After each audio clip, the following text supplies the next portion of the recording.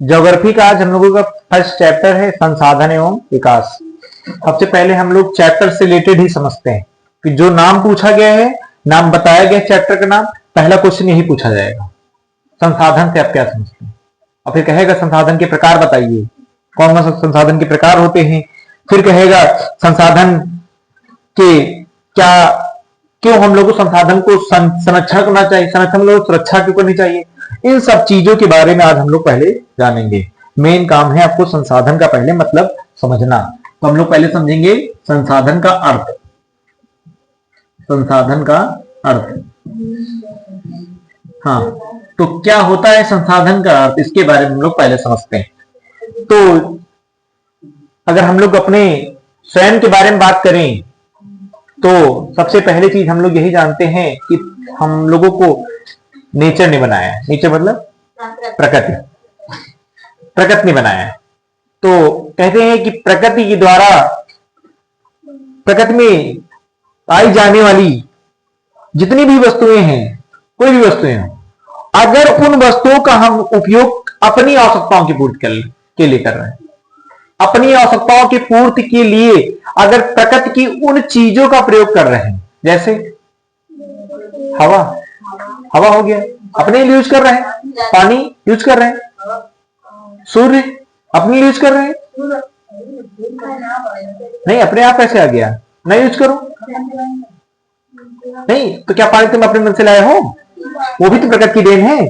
तो प्रकृति के द्वारा जितनी भी ऐसी वस्तुएं हैं जिनका प्रयोग मानव अपने स्वार्थ के लिए, अपनी स्वेच्छा से उसकी पूर्ति के लिए कर रहा है, बस समझ रहे हो, उसकी पूर्ति के लिए कर रहा है, आवश्यकता, अपनी आवश्यकताओं की पूर्ति करना चाहता है। प्रकृति की उन वस्तुओं को मानव अपनी आवश्यकताओं की पूर्ति करना चाहता है, तो वही सारे जितने भी स्रोत होंगे, स्रोत जल, वायु, सूर्य या भूमि या कोई भी स्रोत है, सबके सब क्या कहलाएंगे, संसाधन की यही परिभाषा होती है कि मनुष्य प्रकृति के द्वारा उन सभी चीजों को अपनी आवश्यकताओं की पूर्ति के लिए कार्य करता है, तो क्या कहते हैं, संसाधन कहते हैं। तो किसी भी देश का आर्थिक विकास, आर्थिक बताया था, आर्थिक मतलब होता है पैसा। अगर आपके देश का विकास, आप पहले जानते हो, आपको पहले जैसे एक समय था कि पहले 1 रुपए में मिल जाता सब कुछ, तो 1 रुपए से आप 50 रुपए, 100 रुपए, पहले 10 रुपए मिल जाता, मेला घूमने चले जाते थे। आज मेला घूमे जाओ 500 लेके जाओ, वो भी कम है, अरे 500 नहीं 1000 दे दो। तो ये समस्या क्या हुई, देखो विकास है, कहां पहले हम 5, 10, 20, 50 में सीमित थे, आज हम लोग 500 तक पहुंच गए। इसका मतलब आपका विकास, आर्थिक विकास करना है, आपका आर्थिक विकास करना है। तो आर्थिक विकास करने के लिए आपको क्या चाहिए, आपको कहीं ना कहीं इन प्राकृतिक संसाधनों की आवश्यकता पड़ने वाली। तो कहते हैं कि आपको अपने देश का विकास करना है, आर्थिक विकास करना है, संसाधन का होना बहुत महत्वपूर्ण है। और संसाधन होंगे तो मनुष्य अपने उद्देश्यों की पूर्ति के लिए, अपने उद्देश्य की पूर्ति के लिए उपयोगी संसाधनों का प्रयोग करके अपना जीवन अत्यधिक सरल बना लेगा। बात समझो, एग्जाम्पल समझो, कह रहे हैं प्राकृतिक संसाधनों का उपयोग कर लीजिए, आपका जीवन बहुत सरल हो जाएगा। जैसे अगर हम लोग जानते हैं कि भाई आज, पहले हम लोग पैदल चलते थे, पैदल, आज क्या है, आज आपको कोई, पहले टेलीफोन नहीं था, पहले सूचना भेजनी होती थी, काफी समय लग जाता था, तो विकास हुआ कि नहीं। आज चिट्ठी आई, पता लगे चिट्ठी लिखी, दादा बीमार है, अब दादा यहाँ तक का चिट्ठी गए, दादा तक, अच्छा दादा बीमार है, मुंह लिखी, अच्छा ठीक है हमारा है, अगर दादा चल बसे, रहे गए, बीच में कहानी खत्म हो गई, चिट्ठी ले जाते खत्म हो गई। तो ये कंडीशन हुई। तो विकास होने में, कह रहा है विकास के लिए कहीं ना कहीं ये जो आपकी प्राकृतिक चीजें हैं, इनको अगर आप सही ढंग से कर लेते हैं, आवश्यकताओं की पूर्ति कर लेते हैं, तो आपका समय और क्या है, आपकी जीवन रेखा बदल जाएगी। भाई आप काम करोगे, पहले क्या होता था, पता लगे घर के 10 आदमी 10 खेत में काम कर रहे हैं, आज क्या है, आज तो फोन पे भैया ट्रैक्टर खेत जोते, घर में बैठे आराम से नौकरी कर रहे हो, आराम से ज्योति चला गया खेत, ये सब चीजें। तो कहीं ना कहीं समय की बचत हुई, पहले बैलगाड़ी से किया जाता था, आज समय की बचत हुई। तो इसका मतलब है कहीं ना कहीं प्राकृतिक चीजों का हम लोग जीवन सरल हो गया, हमारा जीवन क्या हो गया, सरल हो गया। और बस जो मनुष्य कठिनाइयों को दूर करने में समर्थ हुआ है, दूर करने में कठिनाइयां हैं उनको समर्थ हो गया है। भाई कठिनाइयां पहले जीवन में थी, पता है सुबह घर के 4 आदमी, चारों खेत में लगे, अम्मी लुटता रहा। आज क्या, एक आदमी मान लो खेती में भी, वो भी एक भी खेती में नहीं लगा है, वो भी जाता, सुबह जाता खेत में, देखा अच्छा ठीक है फलाने आप जोत के चले आते। तो वही हाल है, समय का बचत, पैसा भी मिल रहा है, घर की व्यवस्था भी सही ढंग से हो गई है। तो ये चीजें सब कहीं ना कहीं प्राकृतिक संसाधनों को सही ढंग से उपयोग करने की बात समझ आ गई। तो संसाधनों के अंतर्गत हम मिट्टी का अध्ययन करते हैं, जलवायु का अध्ययन करते हैं। जलवायु वही है जो आपके सबसे, अभी ठंडक थी, वो गर्मी थी और ठंडक आने लगी, धीरे धीरे मौसम बदल रहा है, तो जलवायु में क्या हो रहा है, परिवर्तन हो रहा है। वनस्पतियां, खनिज, खनिज भी हमारे प्राकृतिक संसाधन है। खनिज मतलब समझ रहे हो ना, क्या खनिज, लोहा, सोना, चांदी कहां से आए, ऊपर से तो गिर नहीं रहे, तो पता लगे हाँ ऊपर से गिरा, सवाल से चले गए। हाँ कंगन उंगन, अब शादी भी आए जाए तो बीच में तालाब किनारे से पांडव वाली कहानी तुम लोगों ने पढ़ी होगी, जादू एक कहानी थी इंग्लिश में, पांडव तो वो जाते, सुना तुमने पढ़ी होगा, तो लकड़हारा पानी के अंदर जाता है तो कुल्हाड़ी मिलती है ना, है ना।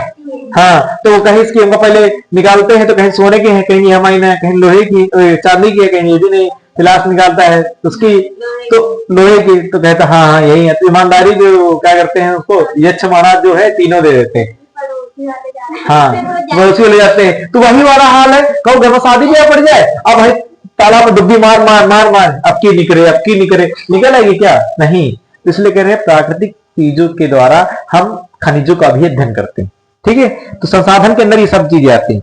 अब एक संसाधन में आपको एक परिभाषा लिखनी जरूरी होगी। आप अर्थ लिख देंगे, जैसे हमने बताया ये अर्थ है, अभी प्राकृतिक संसाधनों का एक परिभाषा लिख देंगे, आपको पूरे नंबर मिलेंगे। परिभाषा एक इंपॉर्टेंट परिभाषा है, वो लिख लीजिए सभी लोग, ताकि आपको अच्छी से, वैज्ञानिक का नाम रखो,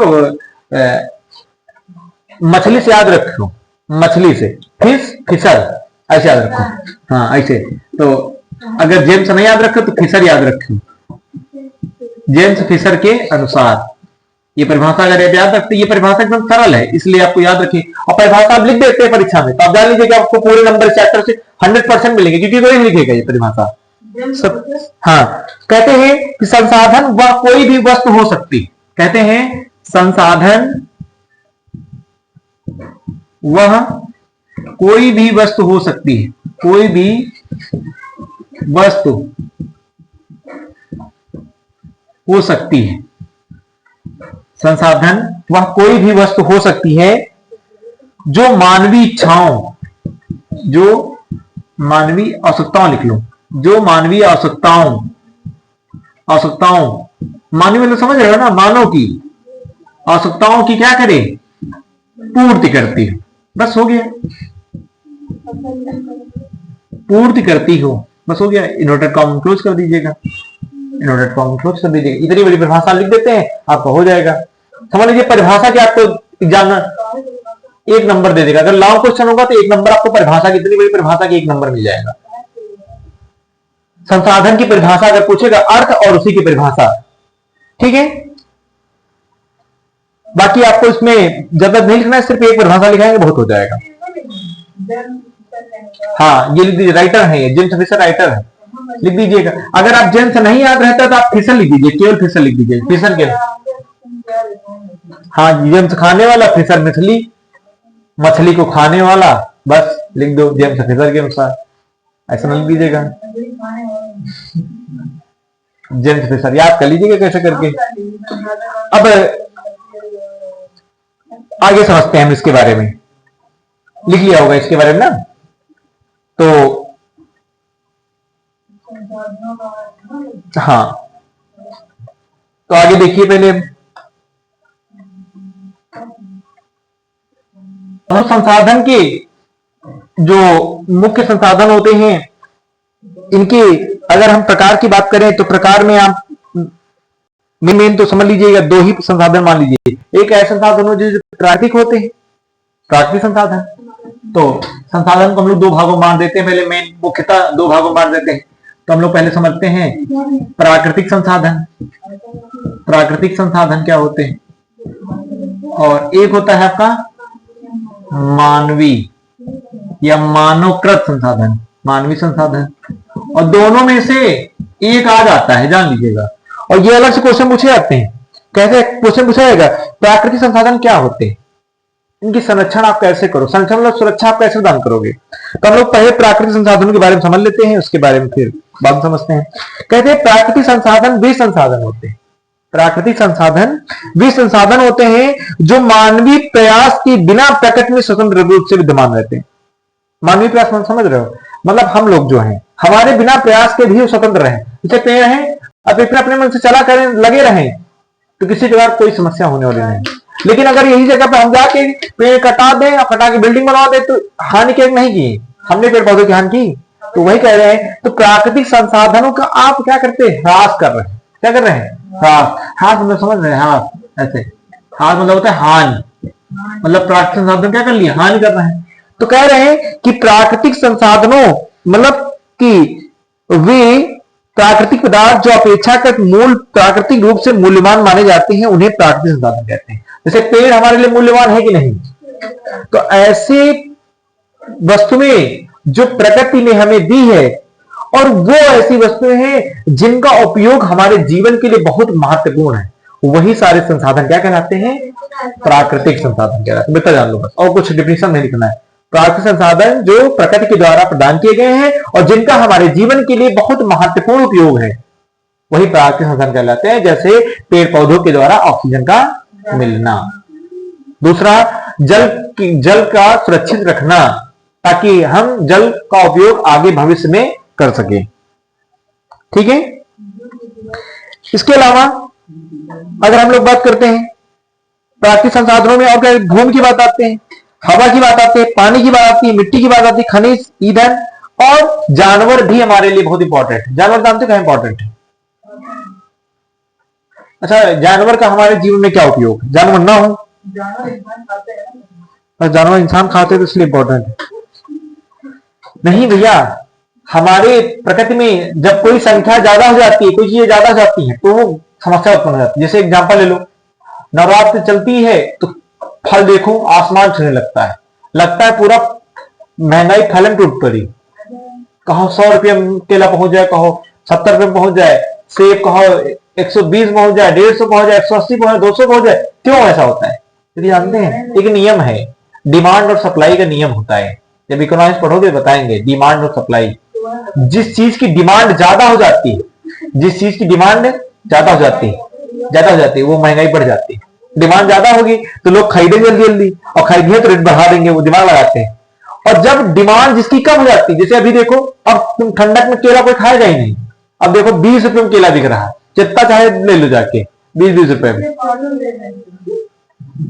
दे रहे हैं ना। कारण जानते क्या है? क्योंकि जानते कि अब तो सीजन खत्म हो गया, अब कोई खाने वाला नहीं, तो कहीं ना चलो बेचो, नहीं खराब हो जाएगा। तो वही और हाल कह रहे हैं कि अगर हम प्राकृतिक संसाधनों का अगर सहेज नहीं रखते हैं तो एक समस्या होगी कि यह प्राकृतिक संसाधन हमारे लिए घटना साबित हो जाएंगे। जैसे एग्जांपल समझ देते हैं, आज से 2 से 3 साल पहले कोरोना आया और घटना जानते किस बात की घटी?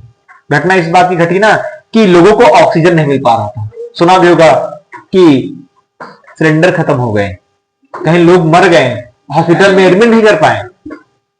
कारण जानते क्या हुआ? ऑक्सीजन का ना मिलना। ऑक्सीजन कहां से नहीं मिली? क्यों? क्योंकि पेड़ पौधे आपने सब काट दिए, आपके पड़ोस में जो ऑक्सीजन मिल रही थी वो आपको मिलने वाली नहीं है। तो इसी कारण से क्या हुआ? लोगों की मृत्यु हो गई। इसलिए कहा जाता है कि आप कम से कम आप साल भर में एक पेड़ जरूर लगाइए, साल भर में एक पेड़ लगाइए। अगर आप साल भर में एक पेड़ लगा लेते हैं, क्योंकि आप एक साल में वो पेड़ जो आप लगा चुके हैं एक साल में, उसी पेड़ को साल भर आप सुरक्षा करते हैं, तो वो साल भर के बाद आपसे कुछ नहीं मांगेगा, वो स्वयं अपने पैरों पे खड़ा होकर के बन जाएगा, छांव देगा, सब कुछ देगा। केवल छांव नहीं देगा, बहुत कुछ देगा, ऑक्सीजन देगा। सबसे महंगी ऑक्सीजन है। अब हॉस्पिटल जाइए, कहते हैं आईसीयू में भर्ती, आईसीयू खर्चा पूछ लिया किसी से, आईसीयू मेन खर्चा ऑक्सीजन का है, सिर्फ ऑक्सीजन खर्चा है। और सोचो वो ऑक्सीजन तो पेड़ काट के फेंक दे रहे हो, वही ऑक्सीजन जो हॉस्पिटल में आपको मिल रही है आईसीयू में, वही समस्या है। इसलिए कहते हैं हाँ, यही वो ये जो खनिज पदार्थ हैं, जो आपके तत्व हैं, जो ये तत्व होते हैं, इनको बना के बनाई गई। अगर हम संसाधन को बचाएंगे तो आज आने वाली पीढ़ियां और हमारा जो जीवन चल रहा है बहुत अच्छे से घटित होगा। क्योंकि ऑक्सीजन अगर बनी रहेगी, पेड़ पौधे रहेंगे तो जीवन बना रहेगा। जल का सुरक्षा करते हैं, जल की अगर सुरक्षा करते हैं तो जल भी हमारे लिए एक वरदान साबित है, क्योंकि जल खत्म हो जाएगा। देखते हो आपके पड़ोसी राज्य है राजस्थान, क्या हालत होती है, पानी नहीं मिलता है, दूर दूर तक लोग भटकते जाते हैं मटके में।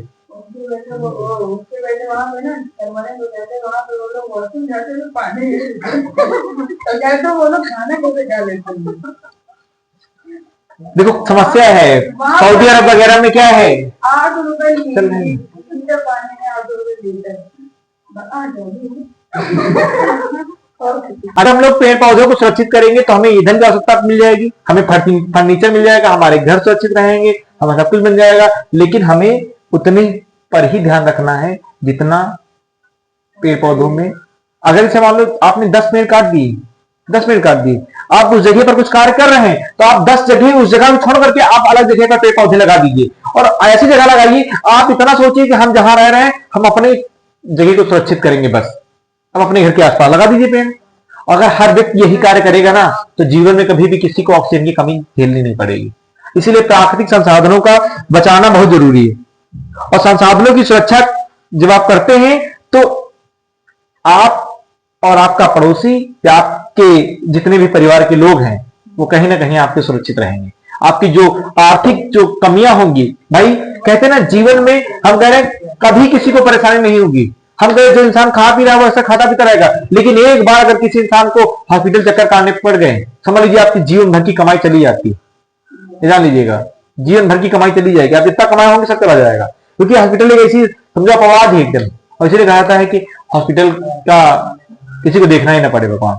कारण यही है क्योंकि अगर हम अपने चीजों को खत्म करेंगे तो कहीं ना कहीं समस्या उत्पन्न होगी। इसलिए हमें प्राकृतिक संसाधनों का बचाव करना चाहिए, ठीक है।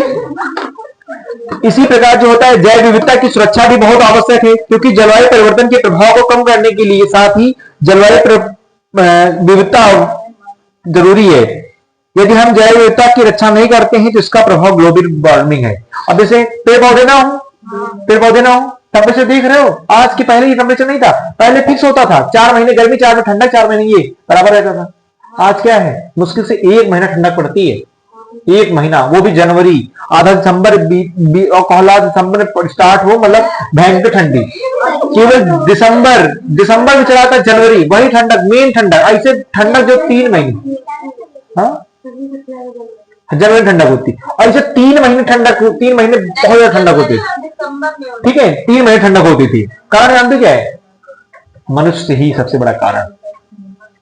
मनुष्य कारण जानते क्या है, कारण ये है क्योंकि मनुष्य चाहता ही नहीं है, मनुष्य ने अपनी सुख सुविधाओं के लिए क्या कर लिया, घर पे एसी लगवा ली, घर में और सारी सुविधाओं का उपयोग कर लिया। अब उससे क्या हो रहा है, एसी में कार्बन, क्लोरोफ्लोरोकार्बन ऐसी खतरनाक गैसें हैं, फ्रिज है उसमें गैसें निकल रही, ये सब वायुमंडल में जा रही है, वायुमंडल के टेम्परेचर को बढ़ा रही है, वायुमंडल टेम्परेचर बढ़ता जा रहा है। तो आपके जो ग्लेशियर हैं वो पिघलना शुरू हो गए। तो जब ग्लेशियर पिघल रहे हैं, टेम्परेचर बढ़ रहा है, तो इतनी खतरनाक टेम्परेचर के कारण जो आपका जो समय है, जलवायु जो परिवर्तन है, जैव विविधता मतलब होता है टेम्परेचर का बदल जाना बार बार, और ये बदल ही नहीं रहा है। देखते हो बरसात का समय होता था कि जून जुलाई में बरसात होगी, आज क्या है अक्टूबर में बरसात है, कौन ऐसा मेरे प्रलय आ गई, ये हो गया। ये कारण कहीं ना कहीं मनुष्य का है। सोचो आपने उत्तराखंड में देखा होगा, वीडियो आया होगा, उत्तराखंड में जो लोग हैं जो पहाड़ों के बीच से घर बनाए हुए थे, बाढ़ आई, ग्लेशियर पिघला, वहां से बाढ़ आई, सब बह गए, घर चल बह गए। कारण क्या है, तुम बताओ, अगर तुम्हारा मेरे रास्ते में अगर तुम आ गए हो तो तुम्हारा क्या होगा। नदी के रास्ते में नदी को पेड़ काटे और नदी के रास्ते में तुम घर बना लियो तो कहीं ना कहीं तो कहीं ना कहीं जाएंगी ना। तो मानो अपने आप में खुद पैर की कुल्हाड़ी मारना है। कारण है कि जब आप प्राकृतिक चीजों का दोहन करते जा रहे हैं, आप उसको काटते जा रहे हैं, उसको खत्म करते जा रहे हैं, तो एक नए दिन आपके ऊपर ही समस्या का कारण बनेगा। इसीलिए कहते हैं कि आप प्रकृति से मत छेड़िए, नहीं प्रकृति का जो दुष्प्रभाव होगा आप झेल नहीं पाएंगे। इसीलिए कहा जाता है कि हमें प्राकृतिक संसाधनों का हर चीज में अच्छे से संरक्षण बहुत जरूरी। अगर उसकी सुरक्षा करेंगे प्राकृतिक चीजों की तो उसके द्वारा हमारी भी सुरक्षा होती है। इसीलिए कहा जाता है कि जैसे कहते हैं ना, लिखा होता है जल ही जीवन है, तो जल ही जीवन है, जल प्राकृतिक है और जीवन हमारा है। अर्थात जल के द्वारा हम दोनों एक दूसरे के, एक सिक्के के 2 पहलू हैं, प्रकृति और हम एक सिक्के के 2 पहलू हैं। अगर वो है तो हम हैं तो वो हैं। क्योंकि दोनों का, क्योंकि हमारे द्वारा भी वो भी जीवित हैं, उनके द्वारा हम जीवित, इसीलिए हमें प्राकृतिक संसाधनों का दोहन नहीं करना चाहिए, उसकी सुरक्षा करनी चाहिए।